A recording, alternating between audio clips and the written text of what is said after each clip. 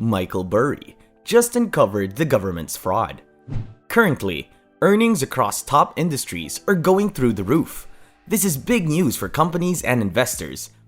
It's a much wanted positive signal, and most people don't see this progress going away anytime soon. However, the famous investor and fund manager and featured character of the movie The Big Short, Michael Burry, is foreshadowing dark news. Burry has projected that the summer 2022 rise would most likely be the last ray of sunshine for investors before demand sharply decreases, sending the US economy into a recession. Today we'll be looking at what's made the stock market go up summer 2022, why the stock market growth could have bad effects, and what are the problems that could arise from the prosperity of the market. Michael Burry, who is famous for his predictions during the Great Recession financial crisis in 2008, has once again confidently predicted doom. A tweet from his page, which has now been deleted, reads, "These earning reports, and by Jove, the whole season have a last hurrah feel." Burry has brought up this kind of warning before. He has long predicted that the US economy would experience a severe recession. Still, his remarks this week on the earning problem and his claim that the current inflation is here to stay are making it seem like the recession he foresaw is just around the corner. To make matters worse, a group of strategists from Bank of America have also commented that the recent corporate earning margins have indicated the possibility of an imminent bear market. And this makes sense, as many companies are recording impressive figures. Even companies who were not expected to do so well, given the macroeconomic environment like Microsoft and Alphabet, have performed better than expected and have seen their stocks rise more than 4%. S&P Dow Jones analyst Howard Silverblatt has also confirmed the rapid increase in strength of the second quarter earnings season. According to his research, out of the 28% of companies in the S&P 500 that reported their earnings, 75.9% passed their earnings estimate, and 71.2% of these companies even surpassed their sales estimates.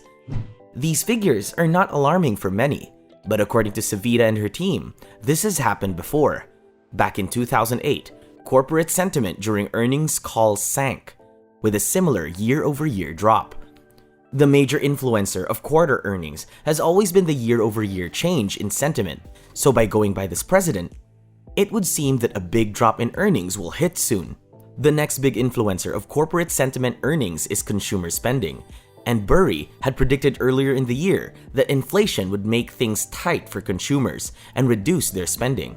Of course, the chain reaction will be that all the overstocked retailers would have to make drastic reductions to their prices so they can sell their excess inventory. This in turn would affect corporate profits, causing stunted economic growth in the coming months. Let's take a look at this clip. Consumers have less money to spend because more of their savings and income go to servicing their debts. This very frequently starts a negative spiral because less discretionary spending means less sales for the companies that we're invested in. So ideally, you want the consumer to be raking it in. However, recently, Burry's been hinting that consumers aren't doing too well right now. Quote, US personal savings fell to 2013 levels, the savings rate to 2008 levels, while revolving credit card debt grew at a record-setting pace back to pre-COVID peak despite all those trillions of cash dropped in their laps. Looming, a consumer recession and more earnings trouble. So Burry is quite clearly worried about the depletion of savings. Does this sound far-fetched? It isn't. Walmart has confirmed Burry's thesis with what it faced this week.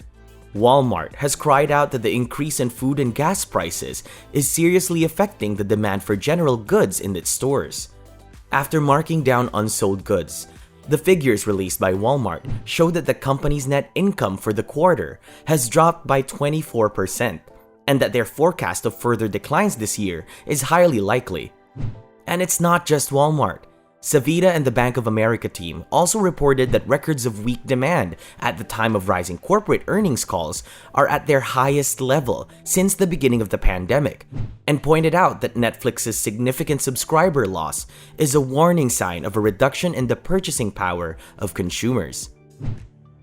And he has backed them up with actions that some would call drastic. In the second quarter of 2022, Scion Asset Management, Burry's investment firm, has sold all the stock holdings in its portfolio except one. Scion had a stock in Alphabet, Meta, Bristol Myers, Squibb, Booking Holdings, Cigna Corp, Discovery, Global Payments, and Nexstar Media Group, among others, at the beginning of the second quarter, but ended the second quarter with just one stock holding in Geo Group Inc. Scion added 501,360 shares of Geo Group Inc., a Florida-based private prison and healthcare company. Whatever sparked his interest in this private prison remains unknown to us, but if a big hedge fund manager like Michael Burry has sold everything in what looks like a move anticipating an impending recession, then it's safe to say there must be a little truth to it. That's it for today's video. Do you think Michael Burry will be right a second time? What's your plan?